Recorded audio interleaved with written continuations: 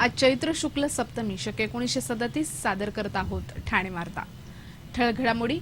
ठाणे महापालिकेच्या अतिक्रमण विरोधी पथकाला फेरीवाल्यांकडून धक्काबुक्की। निवडणूक कर्मचाऱ्यांनी आचारसंहितेचं काटेकोर पालन करण्याचं मुख्य निवडणूक आयुक्तांचं आवाहन। आणि स्थायी समितीच्या बैठकीत 20 मिनिटात 596 प्रस्तावांना मंजुरी। या आणि इतर घडामोडी विस्तृतपणे पण काही क्षणातच। ठाणे वार्ता पहा श्रीस्थानक वाहिनीवर। आता सकाळी 9:15 पासून रात्री 9:15 पर्यंत ठाणे वार्ता, ठाण्यातील पहिलं दृकश्राव्य माध्यम। श्रीस्थानक वाहिनी ठाण्याची स्वतःची वाहिनी।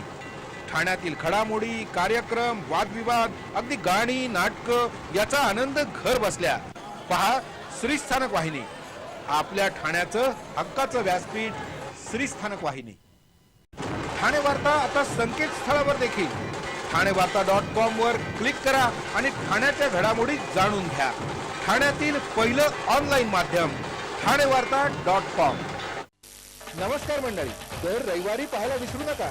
नमस्कार मंडळी, आपल्या प्रश्नांचं थेट उत्तर। ठाणे वार्ता पहा श्रीस्थानक वाहिनीवर। आता सकाळी 9:15 पासून रात्री 9:15 पर्यंत ठाणे वार्ता, ठाण्यातील पहिलं दृकश्राव्य माध्यम। ठाणे महापालिकेच्या 31 मार्च रोजी होणाऱ्या 5 स्वीकृत सदस्यांच्या जागेसाठी तब्बल 24 जणांनी अर्ज दाखल केले आहेत। ठाणे महापालिकेतील त्रिशंकू अवस्थेमुळे गेले 3 वर्ष स्वीकृत सदस्यांची निवड होऊ शकली नव्हती। मात्र आता 31 मार्चला ही निवड केली जाणार असून काल यासाठी शिवसेना 2, राष्ट्रवादी 3, भारतीय जनता पक्ष, महाराष्ट्र नवनिर्माण सेना प्रत्येकी 1 तर काँग्रेसकडून 14 उमेदवारांनी अर्ज दाखल केले आहेत। राष्ट्रवादीतर्फे शहर अध्यक्ष मनोज प्रधान, रिपब्लिकन पक्ष एकतावादीचे भैयासाहेब इंदिसे, माजी महापौर अशोक राऊत, भारतीय जनता पक्षाच्या वतीने कैलास म्हात्रे, महाराष्ट्र नवनिर्माण सेनेतर्फे संतोष साळवी यांनी अर्ज दाखल केले आहेत। काँग्रेसला 1 जागा मिळणार असून त्यांच्याकडून 13 जणांनी अर्ज दाखल केले आहेत। सर्वोच्च न्यायालयाने प्रत्येक पक्षाला स्वतंत्र निर्णय घेण्याचा निकाल दिला होता, त्यानुसार पालिकेतील विविध पक्षांतर्फे वेगवेगळे अर्ज दाखल झाले आहेत। पण राष्ट्रवादी काँग्रेस, महाराष्ट्र नवनिर्माण सेना आणि रिपब्लिकन पक्ष एकतावादी यांच्या लोकशाही आघाडीचे गटनेते संजय भोईर यांनी अद्याप आघाडी शाबूत असल्याचा दावा केला असून या विरोधात सर्वोच्च न्यायालयात दाद मागितली असल्याचं सांगितलं। निवडणूक संदर्भात काम करणाऱ्या अधिकारी कर्मचाऱ्यांनी लोकसभा विधानसभा निवडणुकीप्रमाणे आचारसंहितेचं काटेकोर पालन करावं असे आदेश राज्याचे निवडणूक आयुक्त जस सहारिया यांनी दिले आहेत। कुळगाव, बदलापूर आणि अंबरनाथ नगरपरिषदेच्या सार्वत्रिक निवडणुकीच्या पार्श्वभूमीवर बोलावलेल्या आढावा बैठकीत मार्गदर्शन करताना सहारिया यांनी हे आदेश दिले। संपूर्ण निवडणूक प्रक्रिया शांततेच्या वातावरणात पार पाडण्याची काळजी पोलीस, नगरपरिषद आणि महसूल अधिकाऱ्यांनी घ्यावी। ऊन खूप असल्याने प्रत्येक ठिकाणी पाण्याची व्यवस्था करावी। मतदाराला मतदानाचा हक्क बजावण्यासाठी घराबाहेर पडण्याकरता प्रवृत्त करावं अशा काही सूचनाही त्यांनी यावेळी केल्या। अधिकाऱ्यांच्या बैठकीनंतर त्यांनी विविध राजकीय प्रतिनिधींशी चर्चा केली।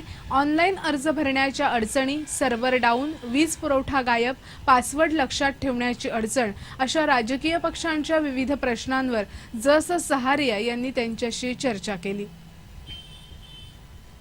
ठाणे महापालिकेच्या अतिक्रमण विरोधी पथकाला काही फेरीवाल्यांनी धक्काबुक्की करण्याचा प्रकार घडला आहे। कोपरी प्रभाग समिती अंतर्गत मनोरुग्णालय परिसरातील फेरीवाल्यांवर अतिक्रमण विरोधी पथकानं कारवाई केली होती। या कारवाई अंतर्गत 8 हातगाड्या जप्त करण्यात आल्या होत्या। या गाड्या घेऊन जात असताना गुरुद्वारासमोर मोटरसायकलवरून हे फेरीवाले आले आणि त्यांनी अतिक्रमण विरोधी पथकाला दमदाटी करण्यास सुरुवात केली। आमच्या गाड्या का उचलता, तुमच्या बापाचा माल आहे का असं विचारत शिवीगाळ करत धमकावत धक्काबुक्की केली आणि या गाड्या नेण्यास मज्जाव केला। यावरून बरीच वादावादी झाली।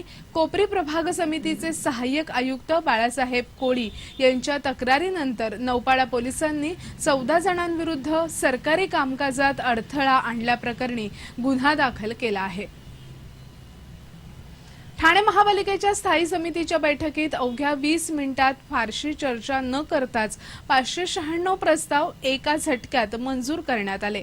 ठाणे महापालिकेच्या स्थायी समितीची बैठक नेहमी गाजत असते, पण कालच्या बैठकीत मंजुरी देण्यात आलेल्या प्रस्तावात 44 प्रस्ताव नुकतेच सादर करण्यात आले होते।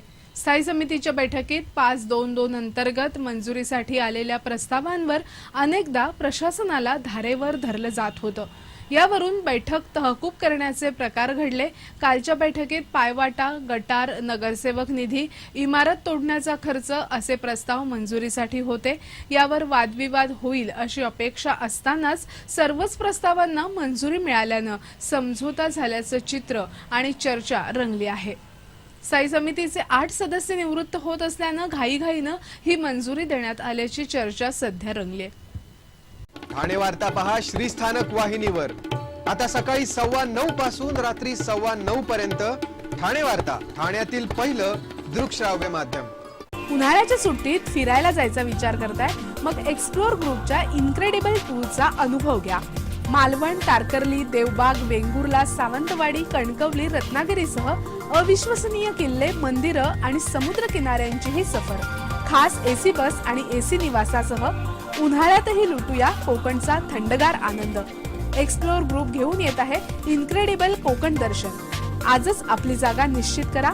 यासाठी संपर्क 750 626 0496 आणि 996 987 1098। आपला परिसर स्वच्छ आणि सुंदर ठेवण्यासाठी ठाणे महापालिकेत सहकार्य करा।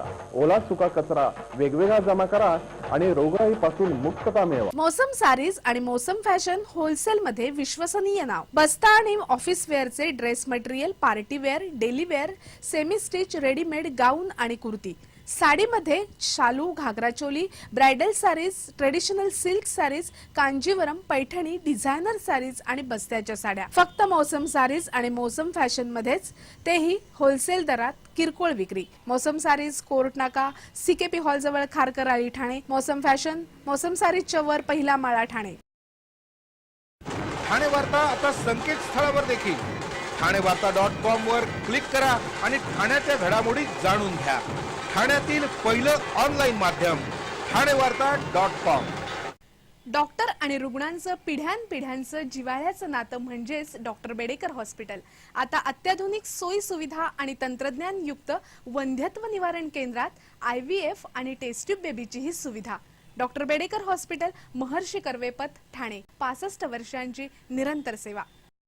जयपुरी ज्वेलरी एक्झिबिशन कम सेल, 50% बचत। American diamond sets, mangalsutra, fancy bracelet, fancy earring top, radium आणि गोल्ड प्लेटेड बांगड्या आणि अन्य ज्वेलरी फक्त जयपुरी ज्वेलरी एक्झिबिशन मध्ये, अशोका बेसमेंट जवळ, गोखले रोड, नौपाडा, ठाणे पश्चिम।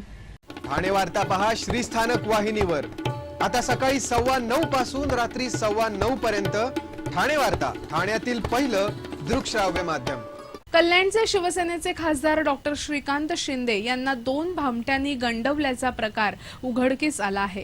खासदार श्रीकांत शिंदे यांच्या लेटर हेडवर बनावट स्वाक्षरी करून प्रदीप लोटकर आणि अजय गोंदिया या दोघांनी भारतीय खाद्यान्न महामंडळाकडून लाभ उठवण्याचा प्रयत्न केला।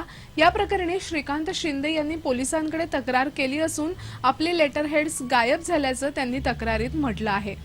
या प्रकरणाचा तपास गुन्हे शाखेकडे सोपवण्यात आला असून पोलिसांनी अधिक तपशील देण्यास नकार दिलाय।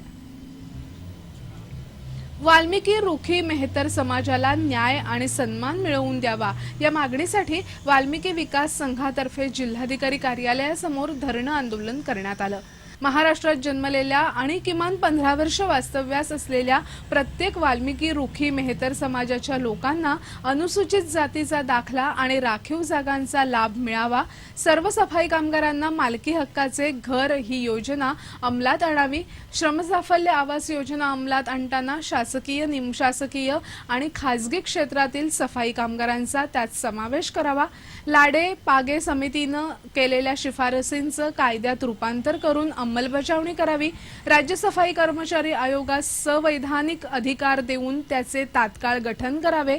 नियमित बारमाही स्वरूपाचे साफसफाईच्या कामातील कंत्राटी पद्धत बंद करावी, अशा विविध मागण्यांचं एक निवेदन यावेळी जिल्हाधिकाऱ्यांना देण्यात आलं। ठाण्यामध्ये उन्हाच्या काहिलीनं उच्चांक गाठला असून ठाण्यात सर्वाधिक म्हणजे 44°C तापमानाची नोंद झाली आहे.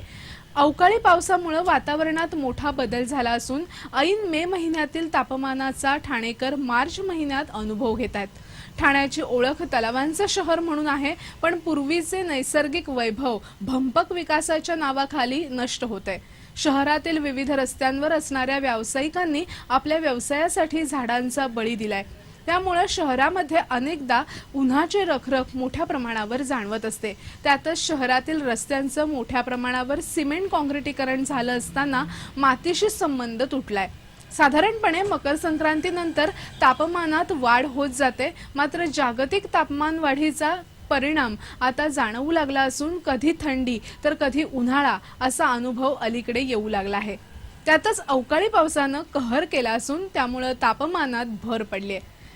गेल्या आठवड्याभरात तापमानामध्ये 10 ते 15 अंशांची वाढ झाल्याचं दिसतंय. काल तापमानाचा पारा 44 अंशांवर गेल्यानं मे महिन्यात काय होणार याची चिंता आता सतावू लागली आहे.